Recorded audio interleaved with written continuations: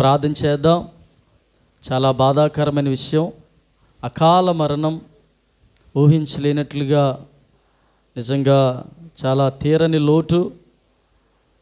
సేవకులుగా అతనే ఒక్కడే కాదు, ఈ సంవత్సరంలో చాలామంది చనిపోయారు. కరోనా వచ్చిన దగ్గర నుంచి చాలామంది దైవజనులు చనిపోయారు. ఆరోగ్యం సహకరించక, బీపీల వలన, షుగర్ వలన, థైరాయిడ్ వలన, హార్ట్ అటాక్ ప్రాబ్లం వలన, అనేక రకాల సమస్యల వలన. దయచేసి నేను ఒకటే చెప్తున్నాను, గమనించండి. ముఖ్యంగా మీ ఆరోగ్యాలను కాపాడుకోండి. పిసినారతనంగా ఉండొద్దు. దేవుడు ఉన్నది ఏదైతే దేవుడిచ్చాడో అది అనుభవించండి. దేవుడిచ్చిన దాని వైపు మనకి చాలు, లేని దాని కొరకు పోరాటం వద్దని చెప్తున్నాను. దయచేసి అందని దాని కొరకు మనకి ఆశలొద్దు. ఏదైతే అందిందో, ఏదైతే ఉందో దాంతో సంతృప్తి కలిగి దేవుడిచ్చినటువంటి ఆ కృప కొరకు మనము అనుభవించేవారుగా మారాలని ఒక దైవజనుడిగా మీకు మనవి చేస్తున్నాను. అందుకని విషయాలు గమనించండి. నేనైతే మీ అందరి ఆరోగ్యాల కొరకు ప్రార్థన చేస్తున్నాను. మంచి ఆరోగ్యం దేవుడు మనకు అందరికీ అనుగ్రహిస్తున్నాడు. మరి ముఖ్యంగా దైవజనుల కుటుంబాల గురించి కూడా ప్రార్థన చేయండి. ఎవరైతే ప్రభునందు నిద్రించారో అతని ఆత్మకి శాంతి చేకూరులాగున, అలాగే విడవబడిన పరిచర్యను ఆ పాస్టమ్మ గారి పిల్లలు కొనసాగించేలాగున ప్రభు కృప అనేకులకు ఆశీర్వాదకరంగా మారేలాగున మనం ప్రార్థన చేద్దాం. దేవుని నామానికి మహిమ కలుగునుగాక.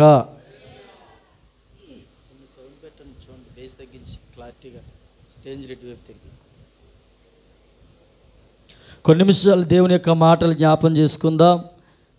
యోహాను సువార్త 2వ అధ్యాయము 23-24 వచనాలు చదువుదాం. Gospel according to John chapter 2 verse 23-24. ఆయన పస్కా పండుగ సమయమున యెరూషలేములో ఉండగా ఆ పండుగలో అనేకులు ఆయన చేసిన సూచక్రియలు చూచి ఆయన నామమందు విశ్వాసముంచిరి. చాలు మాట చదువుదాం. ఆ పండుగలో, నా వెనకాల చెప్దాం. ఆ పండుగలో అనేకులు ఆయన చేసిన సూచక క్రియలను చూచి ఆయన నామమందు విశ్వాసముంచిరి. చిన్న ప్రార్థన. ప్రేమ కలిగిన మా తండ్రి, కృప కలిగిన మా దేవ, ఈ ఉదయకాల సమయంలో నీ దాసునిగా నన్ను నిలబెట్టుకొని ప్రతి మాట ప్రభు నీ బిడ్డలతో మాట్లాడమని ప్రార్థన చేయించు ఉన్నాను. వినగలిగే చెవులు, గ్రహించే మనసు మా అందరికీ దయచేయండి. ఇక్కడ కూడిన పిల్లల్ని, పెద్దవారందరినీ చేతిలో పెడుతున్నాను. దినములు చెడ్డవు గనుక సమయాన్ని పోనివద్దన్నా, అజ్ఞానములో కాక జ్ఞానంగా నడుచుకునే కృప మా అందరికీ దయచేసి వాక్యమైన దేవ మా అందరితో మాట్లాడమని యేసు నామములో ప్రార్థన చేయించు ఉన్నాను పరమ తండ్రి. రెండు చేతులు సంతోషంగా ఉన్నవారందరూ స్తోత్రాలు చెబుదాం. కొంచెం గట్టిగా చెబుదాం. చాలామంది పెళ్ళిళ్ళు, ఫంక్షన్లు స్టార్ట్ అయ్యావు అనుకుంటాను. మొదటి ఆరాధనకే చాలామంది వచ్చేసారు. హల్లెలూయా. మొదటి ఆరాధనకు వచ్చిన 10 గంటల వరకే కొంచెం దాటితే అక్కడ కూడా వాసిపోతుంది వేడి. పైనుండి అలా కిందకి దిగిపోతుంది ఎండ, రేకుల షెడ్లో నుండి. సో ఏదేమైనా రెగ్యులర్గా ప్రియులారా, మీరు మానేసినంత విశ్వాసాలు అయితే ఇక్కడ లేరు. కంఫర్టబుల్గా నేను మానేస్తే నా ప్లేస్లో ఇంకొకరు ఉంటారు అనుకునేటంత మంది అయితే ఇక్కడ లేరు. కాబట్టి ఎవరు రాకపోతే ఆ ప్లేసులు ఖాళీ, ఎంటీగా కనబడతాయి. ఇంకా మనము ఇంటి దగ్గర ఆదివారం ఆరాధనకి వారం మానేద్దాంలే, పర్లేదులే, చాలామంది ఉన్నారు అనుకున్నంత మంది అయితే ఇక్కడ లేరు. చాలామంది ఇంకా లేరు. ఇంకా చాలామంది మారాలి. సంఘం నిండా విశ్వాసులు ఉండేటప్పుడు ఎవరో 10 మంది మానేస్తే వెలితి కనబడదు. కానీ మనము రెగ్యులర్గా వస్తున్నప్పుడు ఆ ప్లేస్ని మరొకరు వచ్చి ఆ స్థలంలో కూర్చోవాలంటే అది ఖాళీగా కనబడుతుంది. కనుక శనివారం కానీ, ఆదివారం కానీ, శుక్రవారం కానీ రెగ్యులర్గా దేవుని మందిరానికి రండి. మానకుండా రండి. 10 సార్లు ఫోన్ చేయించుకోవద్దు, మరొకరితో చెప్పించుకోవద్దు. తోపుడు బండిలాగా అమ్మ వెళ్దాం పదా అని నీ భర్త చెప్పాలి, నీ భార్య చెప్పాలి, నీ పిల్లలతో చెప్పించుకోనక్కర్లేదు. నీ అంతటి నీవు కదిలి దేవుని మందిరానికి రావాలని మనవి చేయించు ఉన్నాను. యేసయ్యకి మహిమ కలుగునుగాక. ఎందుకంటే ఎలాగా ఇంటి దగ్గర ఉంటా అలా ఖాళీగా ఉండాలి. ఇంపార్టెంట్ పని అయితే తప్ప, లేవలేని పరిస్థితి అయితే తప్ప ఖచ్చితంగా దేవుని మందిరంలో ఉంటే అది నీకు ఆశీర్వాదకరం, దీవెనకరం. ఆమె రాజుగారు మీ అబ్బాయి అండి వెళ్ళిపోయాడా? ఆరాధన టైంలో వచ్చాడు, ఆఖరి వరకు ఉంటావా లేదా అన్నాను, మాట్లాడలేదు, వెళ్ళిపోయాడు. దయచేసి వినండి, లేట్గా వస్తున్నారు చాలామంది, కనీసం ఒక అరగంట గంట కూడా ఉండట్లేదు. విషయాన్ని గమనించండి. చాలామందికి బాప్తీసాలు ఇస్తున్నాం యవ్వన బిడ్డలకి, కానీ ఎవరు కనబట్టలేదు. చాలామందికి దేవుల్లో మీకు ప్రమాణాలు చేస్తున్నాం, వాగ్దానాలు చేస్తున్నాం. ఏమని? దేవుని మందిరంలో ఆదివారం నాడు ఉంటారు అని అంటేనే మీకు బాప్తీసాలు ఇస్తున్నాం. ఎప్పుడో నేను ఒక అవసరం వచ్చినప్పుడు వస్తాను, లేకపోతే నాకు కావలసినప్పుడు వస్తాను, నాకు ఇష్టం వచ్చినప్పుడు వస్తున్నాను అని అనుకోకూడదు. ప్రభు మందిరంలో ఉండడానికి ప్రయత్నం చేయాలి. వచ్చేవారిని చాలా చేయకుండా కుటుంబాలతో యేసునామములు ఈ స్థలములో ఉందురుగాక. ప్రభునందు ప్రియమైన దేవుని బిడ్డలారా, దేవునికి వాక్యాన్ని విందాం శ్రద్ధ కలిగి. యేసుక్రీస్తు సేవ చేస్తున్నటువంటి దినాలలో అనేక రకాలైనటువంటి సూచక్రియలు ప్రభువారు చేశాడు. సూచక క్రియ అంటే అర్థం ఏమిటంటే వెంటనే జరిగిన పని అని అర్థం. వెంటనే ఒక కార్యం జరిగితే దాన్ని సైన్స్ అంటారు. సైన్స్ అంటే స్కూల్లో చదువుకున్న సైన్స్ కాదు, SIGHNIS అనమాట. సైన్స్ అంటే సూచక క్రియ అని అర్థం, సైన్స్ కాదు. సైన్స్ అంటారంటే సూచక క్రియ అని అర్థం. మరొక రకంగా చెప్పాలంటే మిరాకల్ అని అర్థం, వండర్ అని అర్థం, అమేజింగ్ అంటే అద్భుతమైన వండర్ అని అర్థం. ఈ రకంగా యేసుక్రీస్తు ప్రభువారు సేవ చేస్తున్న దినాలలో అనేక రకాల సూచక క్రియలు అతడు చేసుకుంటూ వచ్చాడు. జాగ్రత్తగా మీరు ఆలకించండి, నా వైపు చూడండి. బైబిల్ తెరిచినప్పుడు బైబిల్ చూడండి, బైబిల్ లేనప్పుడు నా వైపు చూడండి. నా వైపు చూస్తే మీకు వాక్యం అర్థమవుతుంది. మీరు కళ్ళు మూసుకున్న వాక్యం అర్థం అవ్వదు, ఇక్కడ కూర్చొని ఉన్న మీకు వాక్యం అర్థం అవ్వదు. రావట్లేదు స్టేజ్. స్తోత్రం చెప్దాం, హల్లెలూయా. కాబట్టి దేవుని యొక్క వాక్యం ఏంటంటే మనకి ఆలోచింపజేసేది, అర్థమయ్యేది కనుక ప్లీజ్ లుక్ అట్ ఎవ్రీబడి. నా వైపు చూస్తే దేవుని మాటలు మీకు అర్థమవుతాయి. యేసుకి మహిమ కలుగును గాక. మీరు కొంచెం కోఆపరేట్ చేస్తే నేను ఆపరేట్ చేస్తానన్నమాట. మీరు కోఆపరేట్ చేయకపోతే నేను ఆపరేట్ చేయలేను. అందుకని ఏంటంటే కొంచెం కోఆపరేట్ చేయండి. దేవునికి స్తోత్రం కలుగును గాక. కనుక దేవుని యొక్క వాక్యం అర్థం ఇవ్వాలంటే సూచక క్రియ అంటే అర్థం ఏంటంటే వెంటనే జరిగే పని అని అర్థం. యేసుకి మహిమ కలుగును గాక. ఎంతమంది వెంటనే దేవుడు నా జీవితంలో కార్యాలు చేయాలనుకున్నవారు స్తోత్రం చెప్పండి. వెంటనే ప్రభు నా జీవితంలో ఒక సూచక క్రియ చేస్తే బాగుంటుంది అనబండి వారు గట్టిగా స్తోత్రాలు చెబుదాం. అవును, ఎవరైతే విశ్వాసం ఉంచుతారో బైబిల్ సెలవిస్తుంది అనేక సూచక్రియలు చేశాడట. అక్కడట అనేక మంది ఆయన యందు విశ్వాసం ఉంచినట్లుగా బైబిల్ గ్రంథంలో రాయబడ్డది. యేసు ప్రభువారు చాలా సూచక్రియలు చేశాడు. అందులో కొన్నింటిని నేను ఈరోజు మీ ముందు ఉంచాలని ఆశపడుతూ ఉన్నాను. చాలా రకాల సూచక్రియలు యేసు ప్రభువారు చేశాడు. అందులో మొట్టమొదటిగా నేను ఒక సూచక్రియ మీ ముందు పెట్టాలనుకుంటున్నాను. యోహాను సువార్త 2వ అధ్యాయము 11వ వచనము. ఓన్లీ సూచక క్రియ అని మాట చదవండి, మిగతాదంతా నేను చెప్పేస్తాను. 2వ అధ్యాయము 11వ వచనాన్ని. ఈ రకంగా మొదట సూచక క్రియని చేసి యేసు తన మహిమను బయలు పరచెను. యేసయ్యకి స్తోత్రాలు చెబుదామా? జాగ్రత్తగా ఆలకించండి. ఒక ప్రదేశంలో, ఒక ఊరిలో, ఆ ఊరి పేరు కానా. చెప్పండి. కానా అనే ఊరిలో పెళ్లి జరుగుతుంది. పెళ్లి జరుగుతున్నప్పుడు కానా వివాహములో కపెర్నహూము అనేటువంటి ప్రాంతంలో పెళ్లి జరుగుతున్నప్పుడు ఎక్కువగా యూదులు ఏం చేస్తారంటే ద్రాక్షారసాన్ని ఇస్తారు. అక్కడ ద్రాక్షారసం అయిపోయింది. ద్రాక్షారసం అయిపోయిన తర్వాత అందరూ కూడా ద్రాక్షారసం తాగేశారు. చాలామంది మిగిలిపోయారు. మిగిలిపోయేటప్పుడు ద్రాక్షారసం కావాలి. వెంటనే షాపు దగ్గరికి వెళ్ళి కొనికి తీసుకురావడానికి తయారు చేయడానికి టైం పడుతుంది. ఒకవేళ కొనాలి అంటే చాలా డబ్బులు కావాలి. జనం చూస్తే ఎక్కువ మంది వచ్చేసారు. ఓ పక్కన పెళ్లి కొడుకు తండ్రికి ఏం చేయాలో అర్థం కావట్లేదు. పెళ్లి కూతురుల దగ్గర మాట పడిపోతారేమని చెప్పేసి బాధపడుతున్నాడు. అయ్యో, ఇంత అంగరంగ వైభవంగా వివాహం ఏర్పాటు చేసుకున్నాను, ఇప్పుడేమో ద్రాక్షారసం అయిపోయింది.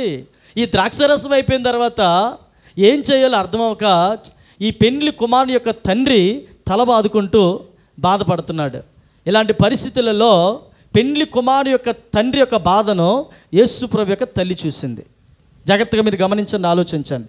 యేసుప్రభు తల్లి ఏం చేసిందంటే యేసుప్రభు దగ్గరికి వచ్చింది. అయ్యా నా కుమారుడా, నువ్వు వివాహానికి పిలువబడ్డావు కదా, నీతో పాటు శిష్యులు వచ్చారు కదా, నా చిన్న విన్నపం రిక్వెస్ట్ ఏంటంటే ద్రాక్షారసం పెళ్ళిలో అయిపోయింది, ఇప్పుడు ఏం చేయాలో అర్థం అవ్వట్లేదంటే అక్కడ యేసుప్రభు వారు మరియతో అన్న మాట ఏంటంటే, అమ్మా నాతో నీకేం పని, నాకు సమయం ఇంకయో రాలేదంటాడు. అంటే నాతో నీకేం పని అంటే నీకు నాకు సంబంధం లేదని అర్థం కాదు. అక్కడ నాతో నీకేం పని అంటే ఇంకా పని ఉందమ్మా, నా సమయం వచ్చినప్పుడు నేను కార్యమో చేస్తాను అని అర్థం. అక్కడ యేసు ప్రభువారు ఏం చేస్తారంటే తల్లి మాట విని 6 రాతి బాణలో నిండా నీళ్లు నింపమని చెప్తాడు. నేను షార్ట్కట్గా మీకు వివరాలన్నీ దీన్ని వివరించాలనుకోవట్లేదు, కానీ దేవుడు చేసిన కార్యాన్ని ముందు పెట్టాలనుకుంటున్నాను. 6 రాతి బాణాల్లో పెట్టిన తర్వాత 6 రాతి బాణాల్లో నీళ్లు నింపుతారు. ఆ నీళ్లు నింపినటువంటి ఆ రాతి బాణాలకు యేసుక్రీస్తు ప్రభువారు ప్రార్థన చేస్తాడు, కృతజ్ఞతాస్తుతులు చెప్తాడు. ఎప్పుడైతే ఆ రాతి బాణల నీళ్లకు ప్రార్థిస్తాడో, ఆ రాతి బాణల నీళ్ల కొరకు వేడుకుంటాడో, ఆ రాతి బాణలో ఉన్నటువంటి ఆ నీళ్లు మనందరికీ తెలుసో ద్రాక్షారసంగా మార్చబడతాయి. నమ్మిన వారు గట్టిగా చెప్పలు కూడా దేవుని నామాన్ని మహిమపరుద్దామా, చెప్దామా హల్లెలూయా. నీళ్ళు ఎలా మార్చబడ్డాయి? కొంచెం గట్టిగా చెప్పాలి. వెంటనే జరిగిందా, తర్వాత జరిగిందా? ఇది సడన్గా జరిగిన కార్యము, వెంటనే జరిగిన కార్యాన్ని సూచక్రియ అంటారు. ఇక్కడ చాలా జాగ్రత్తగా మీరు ఆలకించండి. ఒకరోజు ఒక స్కూల్లో ఆ టీచర్ గారు పాఠాలు చెప్తూ అన్నాడట, యేసుక్రీస్తు ప్రభువారి పెద్ద మాంత్రికుడు, ఏదో పెద్ద దేవుడేమి కాదు, నీళ్లు ద్రాక్షారసంగా మార్చడం పెద్ద పనేమి కాదు, నేను మారుస్తాను చూడని చెప్పి ఒక గ్లాసులో నీళ్ళు పెట్టి మరో గ్లాసులో ఇంకో నీళ్ళు రసం లాంటి కెమికల్స్ అన్ని కలిపి ఈ కెమికల్ రసాన్ని ఈ దాంట్లో వేసాడట. నేను మారుస్తాను చూడండి అని చెప్పి ఏం చేశాడంటే ఇందులో ఉన్నటువంటి ఆ కెమికల్ని తీసుకొచ్చి ఇందులో పోసాడట. అప్పుడు ఆ తెల్లగా ఉన్న నీళ్ళు ఏమయ్యాయి అంటే ద్రాక్షారసంగా మార్చబడ్డాయి. పిల్లలందరూ ఏం చేశారంటే అవి చూసి అందరూ కూడా చప్పట్లు కొట్టారట. కొంచెం కదు బాబు, స్ట్రేంజర్ రావట్లేదు. ఆ చప్పట్లు కొట్టారట పిల్లలందరూ కూడా. అక్కడ దేవునికి స్తోత్రం కలుగును గాక. అంటే ఆ టీచర్ గారు చేసిన పని ఏంటంటే ఇందులో ఉన్నటువంటి ఆ రసాన్ని, ఆ కెమికల్స్ని పోయిగానే ఆ మంచిగా ఉన్నటువంటి నీళ్ళు ఏం చేయబడ్డాయంటే ద్రాక్షరసంగా మారింది. చక్కగా అందరూ కూడా పిల్లలందరూ చూస్తున్నారు. అబ్బా మాస్టర్ భలే చేశారు అన్నారు. ఎందులో ఒక లేచి అన్నాడట, సార్ ఆ రోజు యేసుక్రీస్తు ప్రభువారు నీళ్ళు ద్రాక్షారసంగా చేసింది అక్కడ ఆ ఊరి వారు అందరూ తాగారు సార్. ఇప్పుడు నా కోరిక ఏంటంటే మాకందరికి ఇవ్వద్దు సార్, మీరు ఒక్కడే తాగండి సార్. అది మీరు ఒక్కరే తాగితే సార్ నేను అందరితో చప్పట్లు కొట్టిస్తాను సార్, మీకు ఎంత కావాలంటే అంత ఇస్తాను సార్ అన్నాడట. స్తోత్రం కలుగును గాక. అర్థమవుతుందా? హల్లెలూయా. వెంటనే ఆ టీచర్ ఆశ్చర్యపోయాడట. ఏం ఆశ్చర్యపోయాడు? ఇతడేమో కెమికల్తో కలిపాడు. ఈ కెమికల్లో ఇందులో ఎన్నో కెమికల్స్ ఉంటాయి. ఆ కెమికల్స్తో కలిపిన ద్రాక్షరసం తాగితే టీచర్ ఏమైనా బ్రతుకుతాడా చేస్తాడా? అప్పుడు అన్నాడట అబ్బాయి, సార్ యేసుక్రీస్తు ప్రభువారు నిజమైన దేవుడు సార్, యేసుక్రీస్తు ప్రభువారు సజీవుడు సార్, యేసుక్రీస్తు ప్రభువారు రక్షకుడు సార్, యేసుక్రీస్తు ప్రభువారు జీవము గల దేవుడు సార్. ఆయన మాటలోనే స్వస్థత ఉన్నది, ఆయన చూపులోనే స్వస్థత ఉన్నది. ఆయన మాంత్రికుడు కాదు, ఆయన ముజిషియన్ కాదు సార్, ఆయన దేవుడు సార్ అన్నాడట. తల దించుకున్నాడంట నా లెక్చరర్. స్తోత్రం కలుగును గాక. చెప్పండి హల్లెలూయా. 2 చేతుల పైకైతే హల్లెలూయా. ఇప్పుడు చెప్పండి, యేసు ప్రభు దేవుడా మాంత్రికుడా? యేసు ప్రభు రక్షకుడా రాక్షసుడా? యేసు ప్రభు వారు ప్రేమామయుడా దయామయుడా దయ్యాలమయుడా? హల్లెలూయా. ఈరోజు వాక్యం ఆలకిస్తున్న వ్యక్తిగత జీవితంలో గమనించండి, వెంటనే జరిగినటువంటి కార్యాన్ని ఏమంటారో తెలుసా? సూచక క్రియ. సో నేనేమంటున్నానంటే ఇక్కడ కానా విందులో అద్భుతం జరిగిన తర్వాత అక్కడ ఏం జరిగిందంటే అవమానము ఆశీర్వాదకరంగా మార్చబడ్డది. మరొకసారి జాగ్రత్తగా మీరు వినాలి. కానా విందులో ఏమని జరిగింది తెలుసా? మొదటి సూచక్రియను బట్టి అవమానము ఆశీర్వాదకరంగా మార్చబడ్డది. నమ్మిన వారి చేతుల పైకి స్తోత్రాలు చెప్పండి. ఎలా మార్చబడ్డది? అవమానం ఎలా మార్చబడ్డది? అమ్మ, మీరు పెళ్లి చేసుకునేటప్పుడు భోజనాలు అయిపోతే అందులో 100 మంది బ్యాక్ వెళ్ళిపోతే అవమానమా కాదా? చెప్పాలి గట్టిగా. బిర్యానీ అందరికీ సరిపోయింది, చికెన్ లేదు, అవమానమా కాదా? చెప్పాలి. పెళ్లి కొడుకు పెళ్లి కూతురు వివాహం జరుగుతున్నప్పుడు పూలదండలు ఉన్నాయి. అమ్మ వినాలి జాగ్రత్తగా. సో అన్నీ ఉన్నాయి. అన్నీ ఉండే తర్వాత హిందూ సాంప్రదాయ ప్రకారంగా తాళిబొట్టు లేదనుకోండి, ఎలా ఉంటే చెప్పండి, అవమానమా కాదా? ఏమంటే పెళ్ళికి 1000 మందిని పిలిచారు. పిలిచిన తర్వాత అందరికీ కూడా ఏదో చేద్దాం అనుకున్నారు. అక్కడ ఏదో ఒకటి తక్కువ వచ్చింది. మీకు అవమానమా కాదా? అదిగో ఆ అవమానాన్ని దేవుడు ఆశీర్వాదకరంగా మార్చాడు. ప్రియులారా, వాక్యం ఆలకిస్తున్న మన వ్యక్తిగత జీవితంలో గమనించండి, మన అవమానాలను ఆశీర్వాదకరంగా మార్చే దేవుడు మన దేవుడు. మన కష్టాన్ని సుఖానంగా మార్చే దేవుడు మన దేవుడు. మన ఇరుకు నుండి బయటికి తీసుకొచ్చే దేవుడు మన దేవుడు. మన అహిష్టాన్ని తన ఇష్టంగా మార్చుకునే దేవుడు మన దేవుడు. కానా విందులో నీళ్లు ద్రాక్షరసంగా మారినట్లుగా, కానా విందులో దేవుడు చేసిన సూచక క్రియలో జరిగిన కార్యం ఏమిటంటే ఒక అవమానాన్ని ఆశీర్వాదకరంగా దేవుడు మార్చాడు. యోసేపు జీవితంలో అదే జరిగింది. అన్నదమ్ములు యోసేపుని వెలివేసిన యోసేపు వారి ద్వారా యోసేపు అవమానాలు పొందుకున్నాడు. యోసేపుని 20 వెండి నాణాలకు అమ్మబడినప్పుడు అవమానం పొందుకున్నాడు. యోసేపు గొంటలో తోయబడినప్పుడు అవమానం పొందుకున్నాడు. యోసేపు పోతీఫరు భార్య ఇంటిలో ఉన్నప్పుడు పోతీఫరు భార్య ద్వారా అవమానం పొందుకున్నాడు.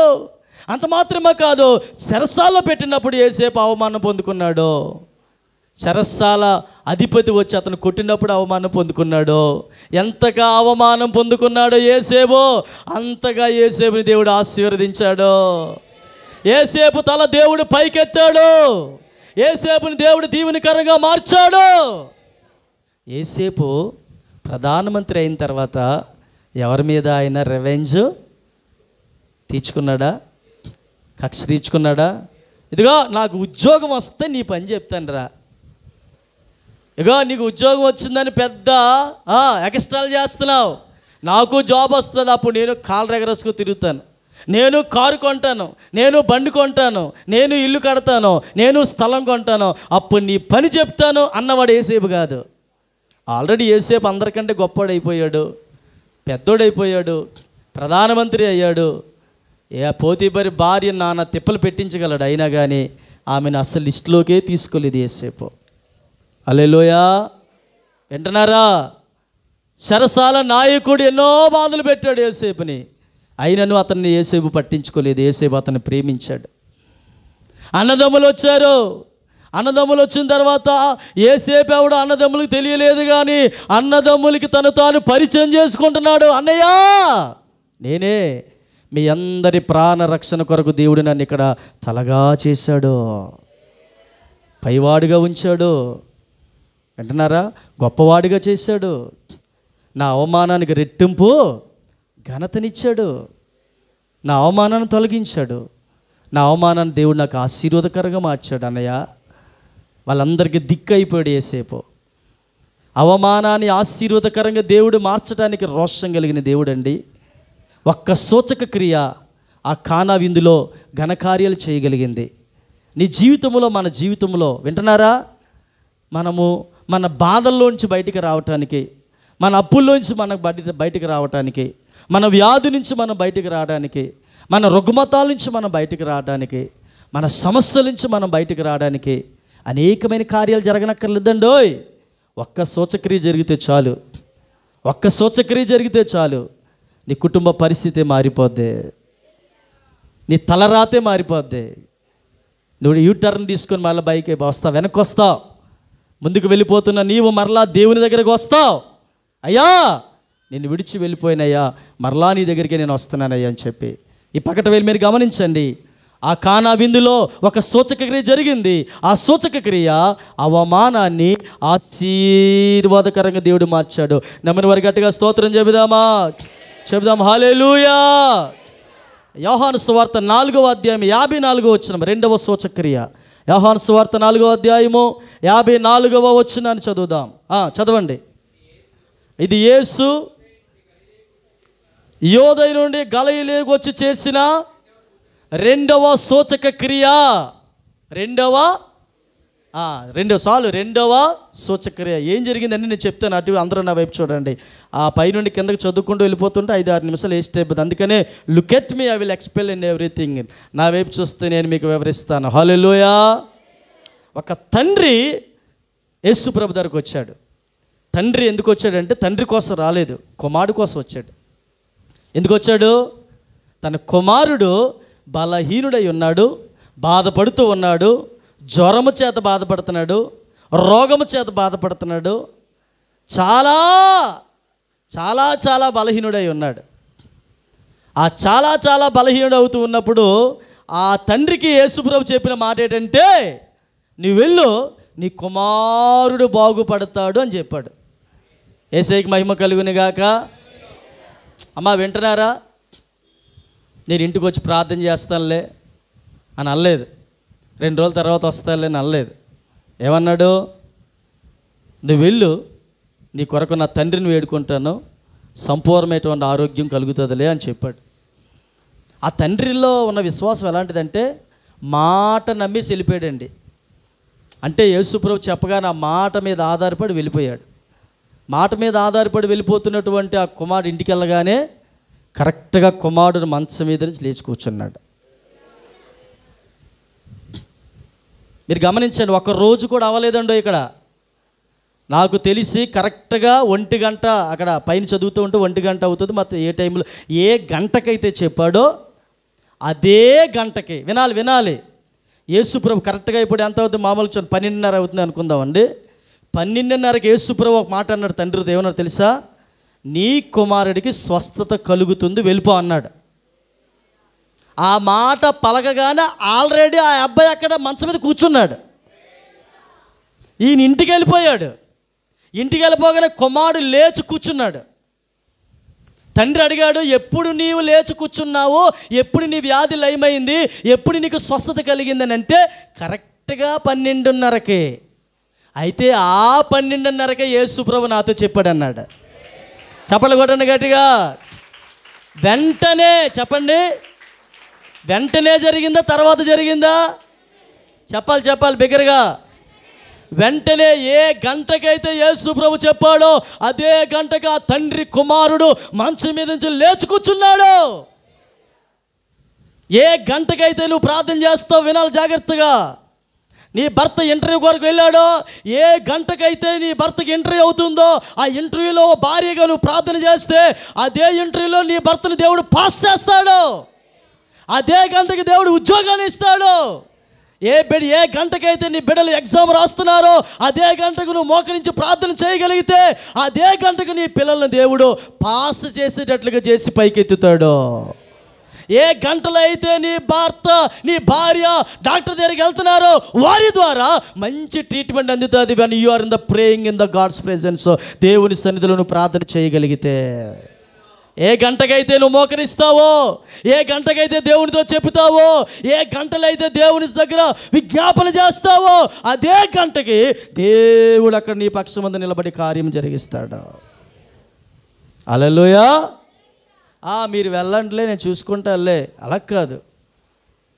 బయటికి వెళుతున్నటువంటి భర్త ఇంటికి క్షేమంగా రావాలంటే నువ్వు చేయవలసింది ఏంటంటే అదే గంటకి ప్రార్థన చేయగలిగితే అద్భుతాలు ఘనమైన కార్యాలు ప్రభు చేస్తాడు.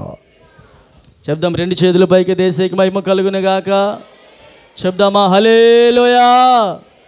ఎందుకంటే ఆయనకు అసాధ్యం అంటే ఏదియో సమస్తము సాధ్యమే. వెంటనే జరిగిందా తర్వాత జరిగిందా? దాన్నే సూచక్రియ అంటారు. పేతురు అత్తగారు జ్వరంతో బాధపడితే యేసుప్రభు వారు జ్వరమా దయచేసి వెళ్ళిపోవా అనలేదు. మరి ఏమన్నాడు? జ్వరమా యేసు నామములో పో అన్నాడు. అలా గద్దించాడు కాబట్టి జ్వరం బయటికి వెళ్ళింది. ఆమె జ్వరాలని దయ్యాల్ని బతిమాలకూడదు. ఇదిగో వెళ్ళిపోవా, ఏం తింటావు చెప్పు, బిర్యానీ కావాలా తెచ్చిపెట్టు, ఏం తింటావు చెప్పు, దోశలు తింటావా, పూరీలు తింటావా, ఇడ్లీలు తింటావా, మంచూరియా తింటావేటి, పానీపూరీలు తింటావేటి, ఇవి అడుగుతావా దయ్యాలకి? ఇస్తే ఎందుకు తిందో బడబడబడబడలు ఆడించేద్దే. యేసు నామములో పో అనాలి. హల్లెలూయా. నేను 2-3 రోజుల కిందట అనుకుంటాను, మేబీ ఇది జ్ఞాపకం లేదు, మన గ్రూపులో ఒక వీడియో పెట్టాను. దయచేసి ఇది మీకు ఏ టైం ఉన్నా ఇది చూడండి అని చెప్పి. చాలామందికి ఇక్కడ ఉన్నటువంటి వాళ్ళకి వాట్సాప్లు లేవు, యూట్యూబ్లు లేవు కనుక మరొకసారి మీకు జ్ఞాపకం చేస్తున్నాను, అది చెప్తాను, జాగ్రత్తగా వినండి. మీకులాగే ఒక ఆమె దేవుని మందిరానికి వస్తుంది. దేవుని మందిరానికి వస్తున్న ఆమె వాళ్ళ అబ్బాయికి 2 కిడ్నీలు ఫెయిల్ అయిపోయాయి. కిడ్నీలు 2 ఫెయిల్ అయిపోయిన తర్వాత చాలా డబ్బులు అవుతాయి. ప్రార్థన అయితే చేసుకుంది. హాస్పిటల్ తీసుకెళ్దామని పాస్టర్ గారు చెప్తే సో దైవజన్ మాట ఆలకించి హాస్పిటల్ తీసుకెళ్ళేది. హాస్పిటల్ తీసుకెళ్ళగానే అక్కడ చెక్ చేశారు ఆ అబ్బాయిని. ఫస్ట్ చెక్ చేయగానే తేలిన ఫలితార్థం ఏంటంటే 2 కిడ్నీలు పాడైపోయాయి. 2 కిడ్నీలకి డయాసిస్ చేయాలి, కిడ్నీ ట్రాన్స్ఫర్మేషన్ చేయాలి, చాలా డబ్బులు అవుతాయి. ఈ లోపల మొత్తానికి అక్కడ ఒక డాక్టర్ అమ్మగారు, మంచి ఆమె ఉంది డాక్టర్ అమ్మగారు. ఆ డాక్టర్ అమ్మగారిని కన్సల్ట్ అవుతే, అమ్మ ఎలాగ వచ్చారు కదా జాయిన్ అవ్వడానికి, బెడ్లన్నీ కూడా ఖాళీ లేవు, ఆ పక్కన ఆ బెడ్ పక్కన ఆ మెట్ల కింద ఒక ప్లేస్ ఉంటే ఒక చిన్న బెడ్ వేసి ఆ బెడ్ మీద అతను పడుకోబెట్టారట ఆ పేషెంట్ని, ఆ కుర్రోడిని. కిడ్నీలు 2 పాడైపోయిండో, జాగ్రత్తగా వినాలి. డబ్బులు లేవు, పైసలు లేవు. ఈ లోపల ఏం చేయలేని పరిస్థితి. వెంటనే ఇలా జరుగుతూ ఉంటే ఈ డాక్టర్ అమ్మగారు అనుకుందట, పాపం లేని పరిస్థితిలో ఉన్న ఫ్యామిలీలా ఉంది, సో ఎంతో కొంత నేను హెల్ప్ చేస్తే బాగుంటుంది, నా మెల్లో చైనన్నా తాకడ పెట్టి ఒక 70,000కో 80,000కో ఇంకొకటో ఇస్తానేమో అని అనుకుంటుందండి ఈ డాక్టర్ అమ్మగారు. అక్కడ లోపల రిసెప్షన్లో ఉన్నటువంటి వాళ్ళు అడిగారట, ప్రజెంట్ 150,000 రూపాయలు కావాలి, 150,000 రూపాయలు కావాలి, అర్జెంటుగా బిల్లు కడితేనే తప్ప మేము ట్రీట్మెంటు మొదలు పెట్టమంటే ఆ తల్లి అన్నదట, మీ పని మీరు చెయ్యండి, రేపటికల్లా ఆ డబ్బు మీకు తీసుకొచ్చి ఇస్తానన్నదట. తల ఏం పెద్దగా దూకోవడానికి దువ్వెనుకోలేని పరిస్థితి. ఒంటి మీద సరిగ్గా బట్టలు అంటే ఉన్నాయి, సరిగ్గా చాలా పేద పరిస్థితి. ఆమె చీర కానీ ఆమె వ్యవహారం కానీ చూస్తే అస్సలు ఎవరికి కూడా ఇంతేంటి మీ ఎలా తీసుకొచ్చింది హాస్పిటల్కి అనుకునే పరిస్థితి. అలాంటి పరిస్థితులలో ఈమె ఎలా కడుతుంది డబ్బులు? 150,000 రూపాయలు. 150,000 రూపాయలు కట్టకపోతే హాస్పిటల్ అడ్మిట్ చేసుకోరే అని అనుకుంటుందండి. సర్లే అనుకోండి ఈ డాక్టర్ అమ్మగారు, సో ఇందాకలాగా నేను అనుకున్నాను కదా అలాగే చేద్దామని మనసులో అనుకుంటుందట. ఈ లోపల ఆ నర్సుని పిలిపించి ఆ పేషెంట్ ఉన్నాడు కదా, ఆ పేషెంట్కి ట్రీట్మెంట్ చేయడానికి వెళ్తే, మేడం మేము వెళ్తున్నామండి కానీ ఆమె అడ్డుగా ఉంది, వెళ్ళడానికి దారి లేదని చెప్తున్నారట. ఏమైందంటే ప్రార్థనలో కూర్చుందండి అని చెప్పారట. దేవునికి స్తోత్రం కలుగును గాక.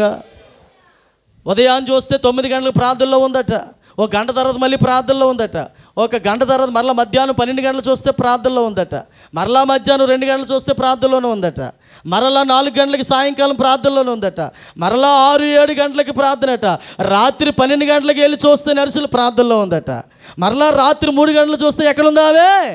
మోకాల మీదే ఉంది. పక్కనే కొడుకుని పెట్టుకుంది, ఇక్కడే మోకాల మీద ఉంది. తెల్లవారుసలగా 6 అయిపోయింది, 6 అయినా కానీ మరలా ఎక్కడుందని చెప్పండి, మరలా ప్రార్థనలోనే మోకాలి ప్రార్థనలోనే ఉన్నదట. 9 అయితే రౌండ్స్కి వచ్చేస్తారు, డాక్టర్లు అందరూ కూడా విజిట్ చేస్తారు, అప్పుడు కూడా ప్రార్థనలో నుంచి లేవలేదట. దేవునికి స్తోత్రం కలుగును గాక. హలో, వింటున్నారా? అర్థమవుతుందా? కొడుకు ఏ స్థితిలో ఉన్నాడు? 2 కిడ్నీలు పాడైపోయిన పరిస్థితిలో ఉన్నాడు. తల్లి ఏ స్థితిలో ఉంది ఇప్పుడు? హాస్పిటల్లో ప్రార్థన. పెద్ద డాక్టర్ వచ్చేసాడట. ఒక్కొక్కరిని విజిట్ చేసుకుంటూ వెళ్తూ ఉంటే ఆ పేషెంట్ దగ్గరికి వెళ్ళబోతుంటే ఈమె అనబోతుందండి, ఇంకా సార్ ఆమె తాలూకా పేషెంట్ నేనే, కొంచెం నాకు టైం ఇస్తే ఆ డబ్బులు కట్టేస్తానని అనబోతుందండి. ఇంకా ఈ లోపల ఆ డాక్టర్ ఈరోజు అని అన్నాడట, సార్ ఏదో చెప్తున్నారండి, ఈరోజు ఏంటి సార్ చెప్పండి అంటే, ఈరోజు మా అమ్మగారు చనిపోయి 10 సంవత్సరాలు అవుతుంది వర్ధంతి కనుక ఈ రోజుల హాస్పిటల్లో ఉన్నటువంటి పేషెంట్లందరికీ కూడా ప్రీ ట్రీట్మెంట్ చేస్తానన్నాడట. కొట్టి చెప్పట్లే గట్టిగా, ప్రీ ట్రీట్మెంట్ చేస్తానన్నాడట. అది 1,00,000 అవని, 2 లక్షలు అవని, 5 లక్షలు అవని, 10 లక్షలు అవని ఒక పేషెంట్ పట్టుకుంటే అంటే ఇక ఆ వ్యక్తి హీల్ అయ్యే వరకు డబ్బంతా నేనే భరించాలనుకుంటున్నాను అన్నాడట. యేసుకి స్తోత్రం కలుగును గాక. పరిగెత్తుకుని ఈ డాక్టర్ అమ్మగారు వెళ్ళి అమ్మా అమ్మా లే అమ్మా లే అంట ఆ ప్రార్థనలో నుంచి లేపిందట. ఈరోజు మీ అబ్బాయికి ప్రీ ట్రీట్మెంట్ జరగబోతుందని అని చెప్పిందట. అప్పుడు ఆమె అన్నదట, ప్రార్థనలో నుంచి తెలిసి అన్నదట, నాకు తెలుసు మేడం, నా దేవుడు నాకు అన్యాయం చెయ్యడు. హల్లెలూయా. నా భర్త నన్ను విడిచినా, నా పిల్లలు నన్ను విడిచినా, నా వారు నన్ను విడిచినా, నా యేసయ్య నా చెయ్యి విడువలేదు. నాకు తెలుసు నా ప్రార్థనకి ఎంత పవర్ ఉందో నాకు. ఆమె కొన్ని మాటలు చెప్పింది ఆ డాక్టర్ అమ్మగారు. ఆమెకిలాగా 24 గంటలు ప్రార్థించేయమని మిమ్మల్ని అంటలేదు, 12 గంటలు ప్రార్థించేయమని అంటలేదు. ఒక చక్కటి మాట చెప్పిందండి. ఆమె కూడా అనుకుంది, మాకు పైన గెటప్పులు బాగున్నాయి. ఏం బాగున్నాయి? పైన గెటప్పులు. ఎంత బాగా చీర కడతామో, ఎంత బాగా డ్రెస్ వేసుకుంటామో, ఎంత బాగా అలంకరించుకుంటామో. ఆమెకి బయట గెటప్ బాగలేదు కానీ లోపల సెటప్ బాగుందన్నది. హల్లెలూయా. ఇప్పుడు చెప్పండి, ఏం బాగుండాలి? గెటప్పా సెటప్పా? మాకు బయట గెటప్పులు బాగున్నాయి. ఈ గెటప్పులు పనికిమాల గెటప్పులు ఇవి. పురుషులను ఆకర్షించుకు గెటప్పులు ఇవి. వీళ్ళని ఆకర్షించుకునే గెటప్పులు ఈ గెటప్పులు కాదు. కానీ ఆమెకున్న సెటప్ నాకుంటే ఎంత బాగుండో అని అనిపించిందని ఒక డాక్టర్ అమ్మగారు సాక్ష్యం చెప్పిందండి. ఈరోజు మనకి గెటప్పులు ప్రజలు చూస్తారు కానీ లోపల సెటప్ని దేవుడు చూస్తాడు. ప్రార్థన సెటప్ని దేవుడు చూస్తాడు. వెంటనే జరిగిందా? ఒక్క రోజులోనే, హల్లెలూయా, ఒక్క రోజులోనే తన కుమారుడికి దేవుడు అద్భుతం చేసి పెట్టాడు. ఇది సూచక్రియ కాదంటారా? ఇది అద్భుతం కాదంటారా? ఆమె ఏమన్నది? విశ్వాసంతో ఒక్కరోజు టైం ఏమని డాక్టర్ అమ్మగారు అన్నది. ఇంకా 24 అవర్స్ అవ్వక మునిపే దేవుడు కార్యం చేశాడు. ఆమెకి కార్యం చేసిన దేవుడు, ఆమె దేవుడు, మన దేవుడు ఒకటే కదా. అక్కడ జరిగిన కార్యాలు ఇక్కడ కూడా జరుగుతాయి కదా. ఆమె ప్రార్థించింది ఆ యేసయ్యనే, మనం ప్రార్థించింది ఆ యేసయ్యనే. కాకపోతే ఏంటంటే ఆమెకి సెటప్ ప్రార్థనను, విశ్వాసాన్ని, పరిశుద్ధతను, నీతిని, నిజాయితీని ఒక సెటప్గా ధరించుకుంది. మనకు అది లేకపోవడం వల్ల మన ఇంట్లో సూచక్రియలు జరగట్లేదు, అద్భుతాలు జరగట్లేదు, ఘనకార్యాలు జరగట్లేదు, మహిమ కార్యాలు జరగట్లేదు. గమనించండి, ఆలోచించండి. మన గెటప్పుల కంటే మన సెటప్ బాగుంటే దేవుడు మనల్ని ఆశీర్వాదకరంగా మారుస్తాడు. చెప్పాలి, 2 చేతుల పైకి అందరూ గట్టిగా హల్లెలూయా చెప్పాలి. హల్లెలూయా. ఎన్నిసార్లు చెప్పినా వినని వానికట్ట హఠాత్తుగా నాశనమే కలుగుతుందట. ఆ నాశనాన్ని కొని తెచ్చుకోకుండా ఉండాలంటే లోపల మనము పరిశుద్ధతను, ప్రార్థనను ఒక సెటప్గా చేసుకుంటే దేవుడు మనల్ని దీవెనకరంగా మారుస్తాడు. దేవుని నామానికి మహిమ కలుగునుగాక. తండ్రి నమ్మకము నెమ్మదిని కలిగించింది. ఏ గంటకైతే చెప్పాడో అదే గంటకు ఆ కుమారుడికి సంపూర్ణమైన స్వస్థత వచ్చింది. అక్కడ ఆ తండ్రి, ఇక్కడ ఈ తల్లి నాకు తెలుసు మేడం, నా దేవుడు నాకు అన్యాయము. గత ఆదివారం ఒక మాట చెప్పుకున్నాం, మోకరించే మోకాళ్ళకి ఆయన అన్యాయము చెయ్యడు. కన్నీళ్లు కాచే కన్నులకు ఆయన అన్యాయము చేయడు. స్తుతించే పెదాలకు ఆయన అన్యాయము చేయడు. సువార్త ప్రకటించే పాదాలకు ఆయన అన్యాయము చేయడు. ఎందుకు చేస్తాడు అన్యాయం? చాలాసార్లు మనం చెప్తున్నాం కదా, మరణము తప్పించడు యెహోవా. ఎవరైనా ఒక వ్యక్తి చనిపోతారంటే నాది ఒకటేనండి. మొదటిది ఏంటంటే, ఒక 10 మంది ఉన్నా 20 మంది ఉన్నా ఒక వ్యక్తి మరణిస్తున్నాడు అనుకుంటే సంఘంలో ఫస్ట్ దేవుడు హల్లెలూయా ఏం చేస్తాడంటే, కనీసం 1 రోజైనా 2 రోజులైనా 3 రోజుల ముందైనా ఎవరికో ఒకరికి చూపిస్తాడు. హల్లెలూయా చూపిస్తాడు. సేవకుడు గురించి సంఘానికి చూపిస్తాడు, సంఘ బిడ్డల గురించి దైవజనునికి దేవుడు చూపిస్తాడు. సంఘ బిడ్డల గురించి దైవజనుడు చూపించేటప్పుడు సేవకుడు ఏం చేస్తాడంటే, ఉపవాసం ఉండి ప్రార్థన చేసి ఆ వ్యక్తి దగ్గరికి వెళ్ళి చెప్తాడు, అమ్మా మీ అబ్బాయికి ఆపద రాబోతుంది, మీ అమ్మాయికి ఆపద రాబోతుంది, మీ ఆయన ఇలా అవ్వబోతున్నాడు, ఇదిగో సైన్యములకు అధిపతిగా యెహోవా సెలవిస్తున్నాడు అనగానే అప్పుడు ఏమవుతుందో తెలుసా? ఏమవుతా తెలుసా? హిజ్కియా దగ్గరికి వెళ్ళి ప్రవక్త చెప్తున్నట్టుగా అతడు గోడ తట్టు తిరిగి, చెప్పాలి ఏ తట్టు తిరిగాడట? గోడ తట్టు తిరిగి ప్రార్థన చేశాడట. 15 సంవత్సరాల ఆయుసు పొడిగించబడ్డదే. ఒక సేవకుడు వచ్చి ఒక విశ్వాసకు చెప్పినప్పుడు, మీరు ఉపవాసం ఉండి విజ్ఞాపన చేసి ప్రార్థించినప్పుడు చేయాలనుకుని కీడు చేయకుండా ఆయన మీకు మేలు చేస్తాడు. అలాగే దైవజనుడి గురించి ఏవైనా సంభవించేటప్పుడు ఆ విశ్వాసులు వచ్చి సేవకునికి ఏం చేయాలి చెప్పండి? చెప్పినప్పుడు హల్లెలూయా, సేవకుడు మరింతగా జాగ్రత్త పడతాడు. ఆరోగ్య విషయంలో, ప్రయాణాల విషయంలో, పరిచర్య విషయంలో, అన్ని విషయాలు జాగ్రత్త పడి హల్లెలూయా ఎవరికైతే దేవుడు చూపించాడో, ఎవరికైతే దేవుడు చూపిస్తూ ఉన్నాడో ఆ సంఘం, ఆ వ్యక్తితో పాటు కొంతమంది ఏం చేస్తారు తెలుసా? ఆ దైవజనుడి నిమిత్తము ఉపవాసం ఉండి ప్రార్థన చేస్తారు. అయ్యా, మరణము తప్పించుట నీ వశము కదా. హల్లెలూయా చెప్పండి, 2 చేతుల పైకైతే గట్టిగా చెబుదాం హల్లెలూయా. నాకు తెలిసి ఏ పర్మిషన్ లేకుండా దేవుడు తీసుకెళ్ళడండి. అతని చేతిలో ఉన్న వారిని ఏ పర్మిషన్ లేకుండా తీసుకొని వెళ్ళడు. ఒక మాట చెప్పకుండా, మంచి చెప్పకుండా తీసుకొని వెళ్ళడు. ముందుగానే దేవుడు తన దూతను పంపించినట్లుగా, ముందుగానే ఒక వార్తను పంపించి, ముందుగానే ఒక ప్రణాళికను పంపించి, ముందుగానే ఒక దర్శనాన్ని పంపించి, ముందుగానే కొంతమంది వ్యక్తులకు ఒక సూచన ఇస్తాడు. హల్లెలూయా. యేసయ్య పుట్టకమునుపు ఎన్ని సూచనలు ఉన్నాయి? ఆయన చనిపోయినప్పుడు కూడా అలాంటి సూచనలు ఉన్నాయి. హల్లెలూయా. ఆయన పుట్టుక గురించి ప్రవచనాలు ఉన్నాయి, ఆయన పరిచర్య గురించి ప్రవచనాలు ఉన్నాయి, ఆయన మరణం గురించి ప్రవచనాలు ఉన్నాయి, ఆయన తిరిగి వస్తాడని ఎన్నో ప్రవచనాలు ఉన్నాయి.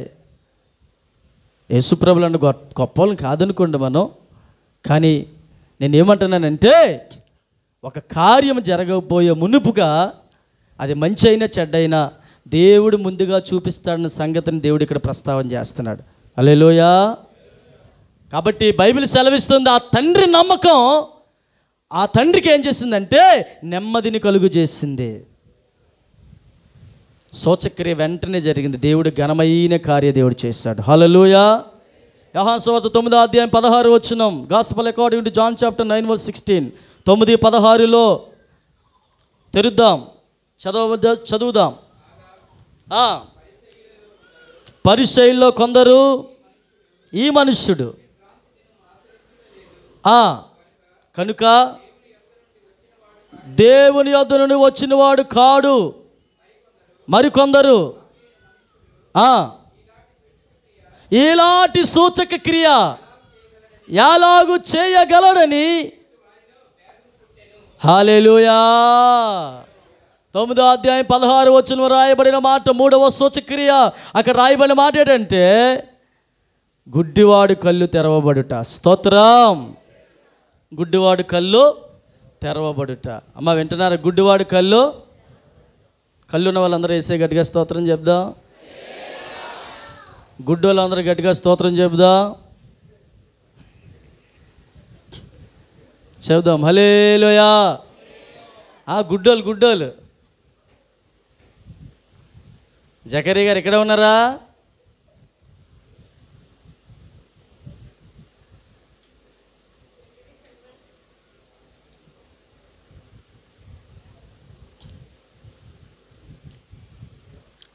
Praise lord.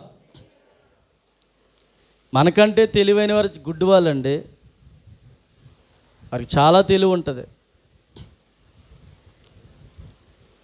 ఒకరోజు ఒక గుడ్డి ఆయన యేసుక్రీస్తు ప్రభువు దగ్గరికి వచ్చాడు. యేసు ప్రభువు ఏం చేశాడంటే,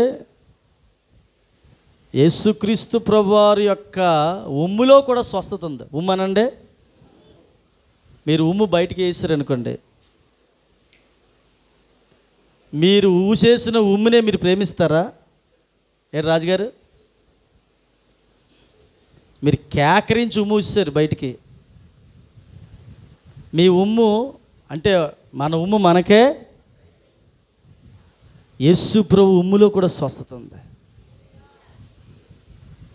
బురదలో వేసి, ఉమ్ము బురదలో వేసి, ఆ బురదను అలా కలిపి అతని కంటికి అలా రాశాడట.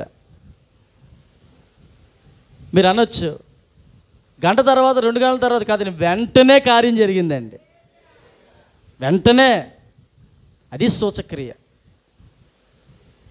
వెంటనే 2 కళ్ళు తెరవబడ్డాయి.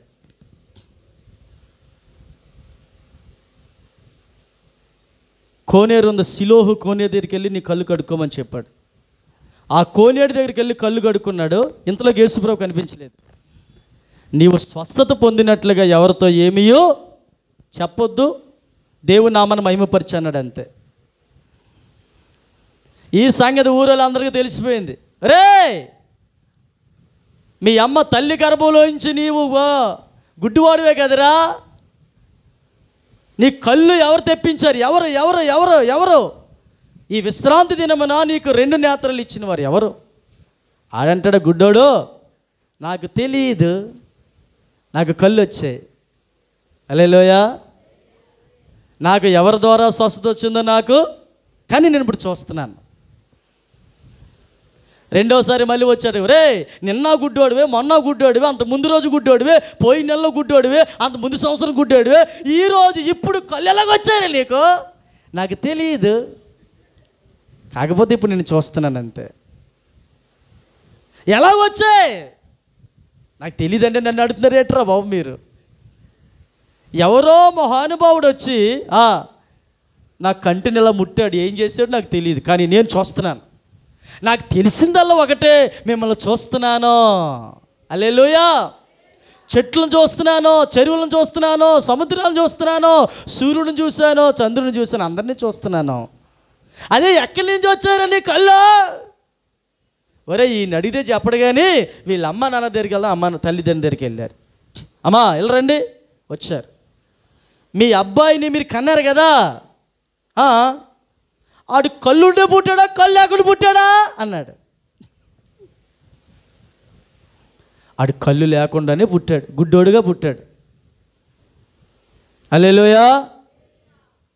ఆయన అనక మునుపు మరో మాట అన్నారు తల్లిదండ్రులు, వాడికి వయసు వచ్చింది కదా, వాడినే అడగండి కళ్ళు ఎక్కడి నుంచి వచ్చాయో. స్తోత్రం. గుడ్డాడుగా పుట్టాడు కదమ్మా, మరి కళ్ళు ఎక్కడి నుంచి వచ్చాయి?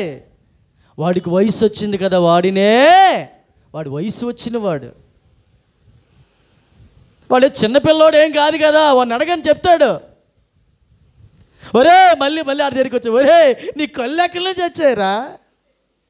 ఒరే, నీకు ఎవడిచ్చాడు రా? నీ 2 బాగా చూసేస్తున్నావు.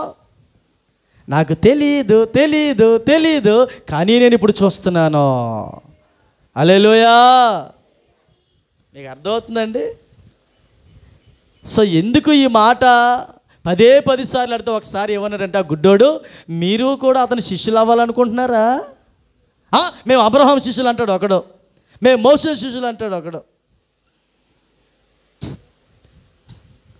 నన్ను ముట్టినవాడు ఎవరో తెలియదు, కానీ నాకు నేత్రాలు ఇచ్చాడు.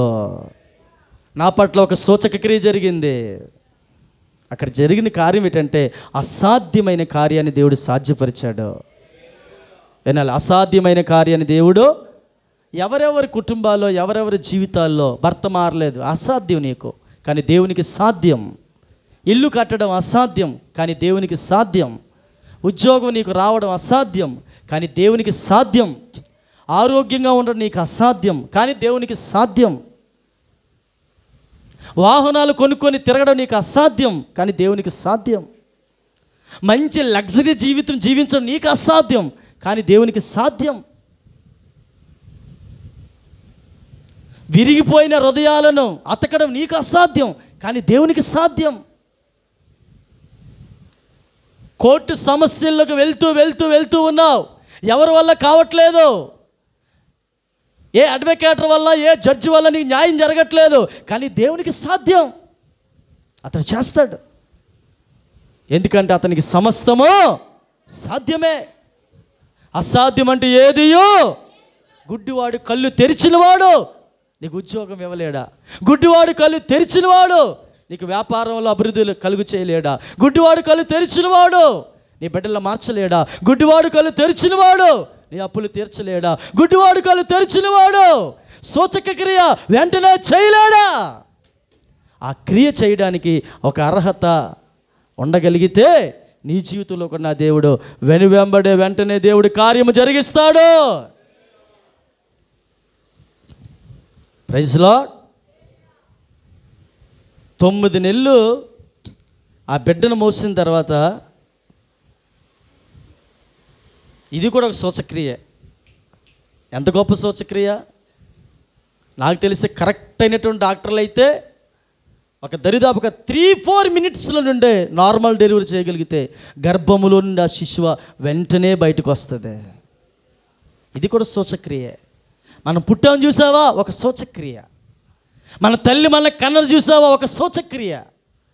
మన పట్ల ఒక ప్రత్యేకమైన ప్రణాళిక కలిగి ఉన్నాడు చూసావా, ఒక సూచక్రియ. అది గుడ్డివాడు కళ్ళు తెరిచిన దేవుడు అసాధ్యమైన కార్యాలను కూడా యేసయ్య సాధ్యపరచగలడు. ఎంతమంది నమ్ముతున్నారు? గట్టిగా యేసయ్యకి స్తోత్రం కలుగును గాక. చెప్దాం హల్లెలూయా. ఎవరెవరి జీవితంలో అసాధ్యాలు ఉన్నాయో అవన్నీ కూడా సుసాధ్యమవును గాక. సౌలు నేత్రాలు, సౌల్ని పట్ట పగలు దేవుడు సౌలా సౌలా నీవు నన్ను ఎలా అన్నాడా? 3 దినాలు కళ్ళు కనబడకుండా పోతున్నటువంటి ఆ సౌలును దేవుడు మరలా నేత్రాలు తెరిచి అపోస్తులుడైనటువంటి పౌలుగా మార్చాడు. ఒక నరహంతకుణ్ణి, ఒక చెడ్డవాడిని, ఒక మూర్ఖుణ్ణి, ఒక అయోగ్యుణ్ణి ఒక యోగ్యత కలిగిన వాడిగా దేవుడు చేశాడు. ఎప్పుడు కూడా మనము యేసు ప్రభుని తక్కువ అంచనా వేయకండి. మరలా చెప్తున్నాను, తక్కువగా చూడకండి. బ్రతికినంతకాలం హ్యాపీగా ఉండాలి. వింటున్నారా? చక్కగా జీవించాలి. మన సుఖం అనుభవించాలి. దేవుని కృపను అనుభవించాలి. దేవుని కృపను అనుభవించే రీతిలో మనం మార్చబడాలి. దేవుని కృప కొరకు పరుగులెత్తాలి. మన సంపాదన మన వెనకాల రాదు. మరలా చెప్తున్నాం, మన డబ్బు మన వెనకాల రాదు. మన పరపత మన వెనకాల రాదు. మన ఆస్తి మన వెనకాల రాదు. మనం ఏవైతే ప్రభు కొరకు చేసామో అవే నిలబడతాయి. ప్రభు కొరకు పరుగులెత్తగలిగితే ఘనకార్యాలు, దైవ కార్యాలు, ఆత్మకార్యాలు మన జీవితంలో మరెన్నో దేవుడు చేయబోతూ ఉన్నాడు. యోహాను సువార్త 12వ అధ్యాయము 17-18 వచనాలు. యోహాను సువార్త 12వ అధ్యాయము 17-18 వచనములా ఆయన లాజరును సమాధిలో నుండి పిలిచి మృతులలో నుండి అతను లేపినప్పుడు ఆయనతో కూడా ఉండిన జనులు అందుచేత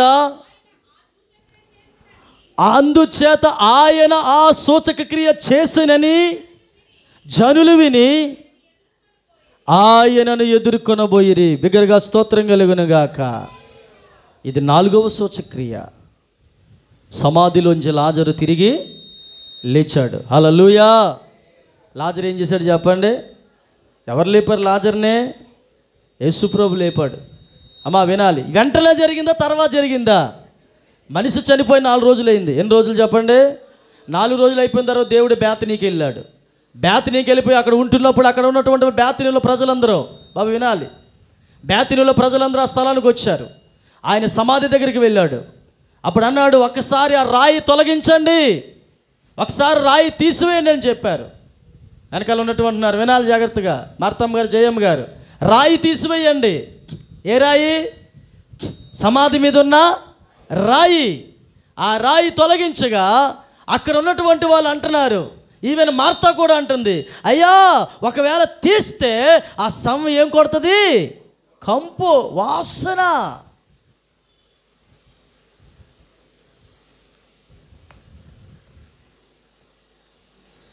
ఇప్పుడు మన చర్చిలో ఎవరో ఒకరు పోయారు అనుకుందాం. గ్రూప్లో వాయిస్ మెసేజ్ ఒకటి పెట్టాను.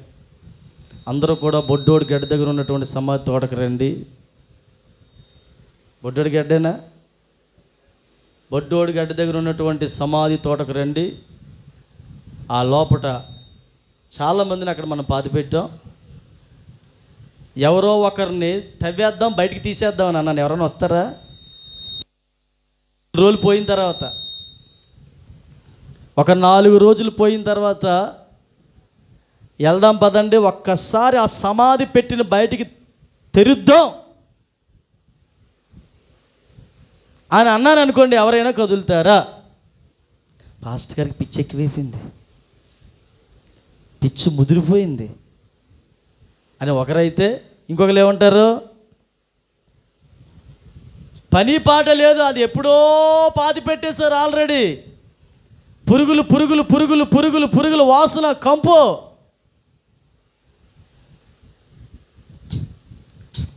సేమ్ ఇదే సిచ్యువేషన్ అక్కడ కూడా జరిగింది. కాకపోతే మన సమాధులు భూమి కింద ఉంటాయి, ఆ సమాధులు ఏమో కొంచెం రాయి ఇలా జస్ట్ రాయి కవర్ చేస్తారు, లోపల పెట్టి పెడతారు అంతే, కప్పెట్టరు.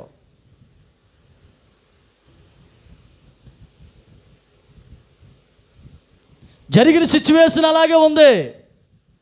చనిపోయి 4 రోజులు అయిపోయింది. అయ్యా శవం కంపు కొడుతుంది, పురుగులు పట్టేస్తాయి. వద్దు వద్దు వద్దు అని ఎవరో ఒకరు మార్తా ఎవరో సంథింగ్ ఎవరో ఒకరు అక్కడ అన్నారు. అయినప్పటికీ కూడా యేసు ప్రభువు వారు ఏం చేశారు తెలుసా? దేవునికి స్తోత్రం కలుగును గాక. కంపు నీకమ్మ నాకు కదా అన్నాడు. హల్లెలూయా. జస్ట్ అలా రాయి తొలగించగానే, ఏ లాజరు బయటకు రండి అని అన్నాడు. వినాలి జాగ్రత్తగా. లాజరు వచ్చాడు. ఇప్పుడు నాతో పాటు సమాధి తోటకులు అందరూ కూడా మీరు వచ్చారు. ఎవరో మన ఆనోక్ గారు లేకపోతే సంథింగ్ అన్నం గారు అలానే ఆనోక్ గారు చచ్చిపోయి అక్కడ పెట్టాం. ఏ ఆనోకు రా అంటే వచ్చాడు. ఎవరైనా ఉంటారు అక్కడ? అన్నమ్మ గారు అలా అని ఆనోక్ గారు చనిపోయారు, అక్కడ బాధ పెట్టాం. ఏ ఆనోకు రా అన్నాను, వచ్చాడు. తరుణం ఎవరైనా ఉంటారు అక్కడ?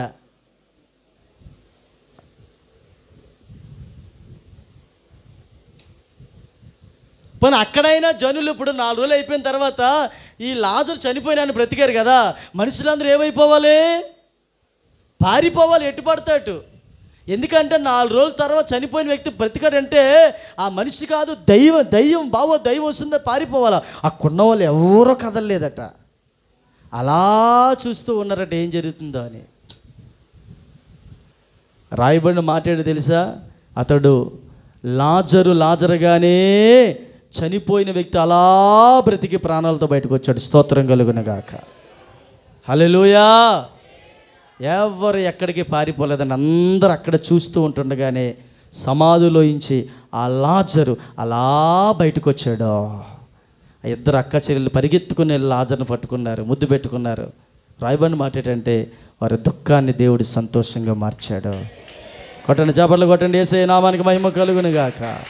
వారి దుఃఖాన్ని దేవుడు సంతోషంగా మార్చాడు.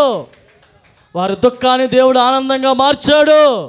వారి ఆవేదనను ఆదరణగా మార్చాడు. సూచక క్రియ వెంటనే జరిగింది. మన దేవుడు ఎలాంటి తెలుసా? సూచక క్రియ చేసే గొప్ప దేవుడు. Praise Lord. చచ్చిపోయిన వ్యక్తి బ్రతికాడు అనుకోండి, ఇప్పుడు ఎలా ఉంటుంది చెప్పండి? వచ్చే ఆదివారం మన మందిర్లో చనిపోయిన అందరూ మీతో పాటు వచ్చి పక్కన కూర్చుని లోక గారు చచ్చిపోయాడు అండి. ఇప్పుడు అతను వచ్చి అలా జక్కరయ్య మధ్యలోని మన మోసే డాడీ మధ్యలో కూర్చుండి ఎలాగొట్టింది. వచ్చే ఆదివారం అలా కొంచెం మెక్కుకుంటూ వచ్చి కూర్చోడిపోయాడు జక్కర్. ఎవరు వచ్చినా ప్రైజ్ లాడ్ చెప్తారు కాబట్టి మోసే డాడీ ప్రైజ్ బాగా అలా కొంచెం నెత్తిగా మాట్లాడతారు కదా, బాగున్నా అన్నాడు అంటే ఎలాగుంటుంది? నెమ్మదిగా లేచాడు. రాంబయ్య గారి దగ్గరికి వచ్చి,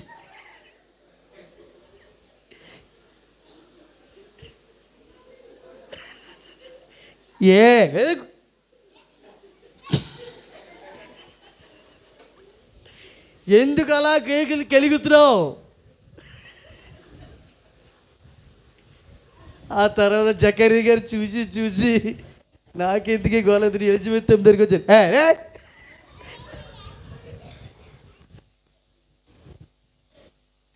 ఇక ఆఖరి మిగిలేదన్నాడు ప్రభుదాస్ గారు. కదలలేడు,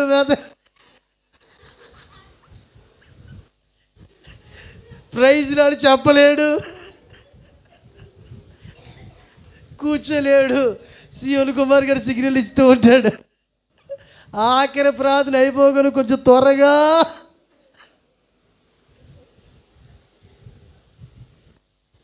అలా అనిపిస్తుంది అంటారా? హల్లెలూయా. మీకు ఎలాగ అనిపిస్తుంది ఒకవేళ వచ్చి కూర్చుంటే?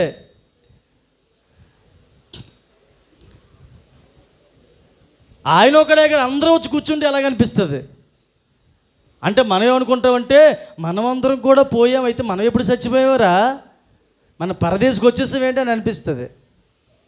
ఒక దేవుడే పర్మిషన్ ఇస్తే యేసయ్యకి మహిమ కలుగునుగాక. ఖచ్చితంగా ఇదే పని జరగబోతుంది. ఆయన రెండవసారి రాబోతున్నాడు. మృతులైన వారు మొదట లేవబోతూ ఉన్నారు. ఆ మీదట సజీవులమైన మనము కూడా ఆయన నుండి పరదేశికి చేర్చబోతూ ఉన్నాం. ఎవరు సమీపింపరని తేజస్సులోనికి వెళ్ళబోతున్నాం. అక్కడ కూడా దేవుని నామాన్ని ఆరాధించబోతున్నాం. అక్కడ ప్రైజ్ లార్డ్ చెప్పుకోబోతున్నాం, పలకరించుకోబోతున్నాం, ఒకరినొకరికి ఆప్యాయతలు పెంచుకోబోతూ ఉన్నాం. అక్కడ పరిశుద్ధుల యొక్క సహవాసములో నిరంతరము ప్రకాశించే జ్యోతుల వలె ప్రకాశింపబోతూ ఉన్నాం. హల్లెలూయా.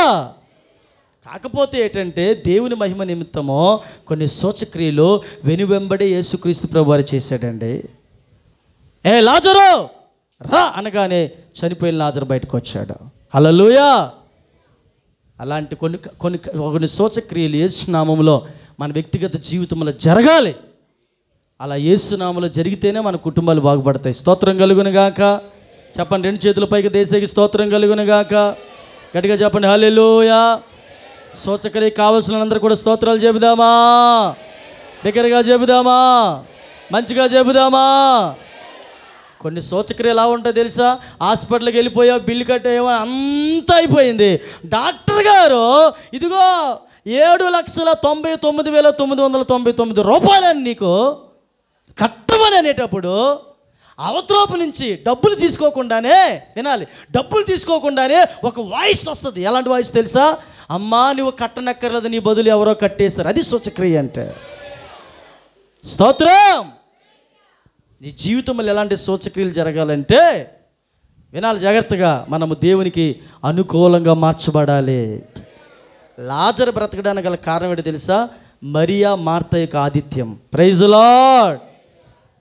కుమారుడికి స్వస్థత కలగడానికి గల కారణం ఏంటి తెలుసా? తండ్రి నమ్మకం. Praise the Lord. గుడ్డివాడు కళ్ళు తెరవబడ్డానికి గల కారణం ఏంటో తెలుసా? వాళ్ళ తల్లిదండ్రుల యొక్క విశ్వాసం. హల్లెలూయా. అలాగే నీళ్లు ద్రాక్షారసంగా మారడానికి గల కారణం ఏంటో తెలుసా? తల్లి వేదన. రీజన్స్ ఉన్నాయి, పక్కన ఉన్నాయి.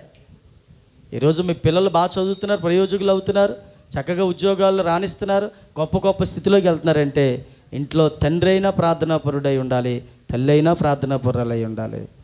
వీళ్ళిద్దరైనా భక్తి కలిగిన వారు ఉండాలి. ఎవరో ఒకరికో మీ కొరకు, లేకపోతే మీకు మీకు మీకు వాక్యం చెబుతున్న దైవజనుడని మీ కొరకు బలమైన ప్రార్థన చేసి ఉండాలి. ఈరోజు సజీవులుగా మనమందరం ఇక్కడ ఉన్నామంటే ప్రియులారా, మన బలం కాదు, మన శక్తి కాదు, మన జ్ఞానం కాదు, దేవుని మహావాత్సల్యత, దేవుని మహాకృప, దేవుని మహాకృప అండి. కృప అండి.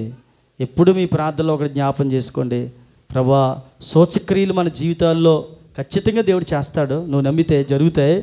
కానీ దాంతోపాటు ప్రభువా కృపతో నా కుటుంబాన్ని జ్ఞాపకము చేసుకో, కృపతో నా కుటుంబాన్ని, కృపతో నా సంఘాన్ని, కృపతో నా భర్తను, కృపతో నా భార్యను, కృపతో నా పిల్లలను, కృపతో నా ఉద్యోగాన్ని జ్ఞాపకము చేసుకోమని దేవుని సన్నిధిలో ప్రార్థన చేయగలిగితే మీ జీవితాల్లో అనేకమైన సూచక్రియలు దేవుడు చేయాలని ఆశపడుతూ ఉన్నాడు.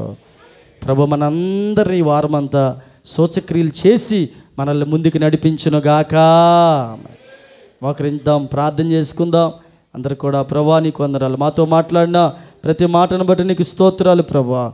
నీ గొప్ప వాత్సల్యతను బట్టి, నీ కృపను బట్టి, నీ బాహుల్యతను బట్టి అందరూ కూడా నోరు తెరిచి మోకాలు వేద్దాం. ప్రభు సన్నిధానంలో ప్రార్థన చేయవలసిన వారందరూ కూడా, యేసయ్యా నువ్వెంత గొప్ప దేవుడు ప్రభా, ఎంత మంచి దేవుడు తండ్రి. హల్లెలూయా, హల్లెలూయా. తెరుద్దాం, నోరు తెరుద్దాం. ప్రభా నీకు స్తోత్రం, స్తోత్రం ప్రభా.